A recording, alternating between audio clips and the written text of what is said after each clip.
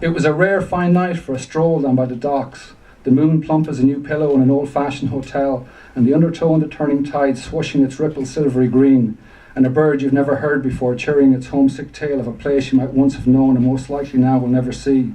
Mid-June and almost midnight and balmy yet. The kind of evening built for a long walk with a woman who likes to take long walks and not say very much, and that little inner murmur you have to strain to catch. Her laughter low and throaty, her humour dry and favouring lewd, eyes like smoky mirrors of the vast night sky, and in them twinkles that might be stars reflecting, or the first sparks of intentions that you better fan with soft words and a gentle touch in just the right place, or spend the rest of your life and maybe forever wondering what might have been, all for the want of a soft word and a touch gentle and true. It was that kind of evening, all right, that kind of place. You ever find yourself there, say something soft and be gentle and true?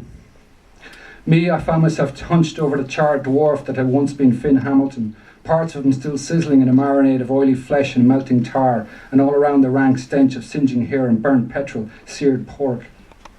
Midnight and balmy yet. I'd seen him jump. Pacing the yard below, phone clamped to my ear. Listen, Ben, she's under pressure at work, okay? You need to take that. What? Yeah, I know, but look, sometimes your mum says things I heard him first. Faint but clear from 9 stories high. Bell jars away. From instinct I glanced up at the next line already forming. Let's be fearless with our promises. But by then he'd jumped, a dark blur plummeting, wings folded against a drag like some starving hawk out of the noon sun, some angel betrayed. I guess he punched through the cab's roof so hard he sent metal shearing into the petrol tank. All it took was one spark. Boom. The blast smashed me 10 feet into a heap of scrap metal, left me deafened and half blind, limbs rubbery as I scrabbled around, ripping my hands on rusty steel. Stunned and flapping in the aftermath of a quake that tore my insides apart. Lie down, stay down. Lungs pounded by hammers. Oh Jesus, breathe, breathe. And a roaring in the ears of blood tortured to a scream. Dad, coming tinny and distant. Dad, are you there? The phone 2 feet and 1,000,000 miles away, dirt in my teeth. I think you're breaking up, Dad. And the taste of roasting flesh and metal thick on my tongue. A hot knife pierced my ribs as I reached for the phone. Ben, I said, I'll ring you back, Ben. I lurched to my feet on spongy knees and stumbled across the yard towards the blaze.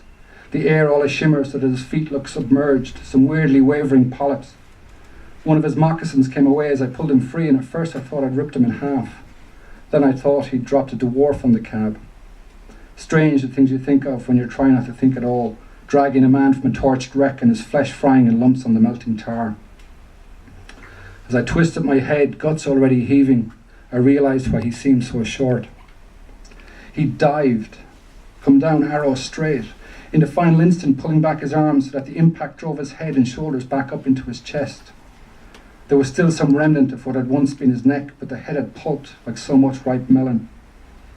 I puked until the heaves came dry and then rang it in. Globs of grey grease spitting on the cab's skeletal frame. So, that's the first chapter.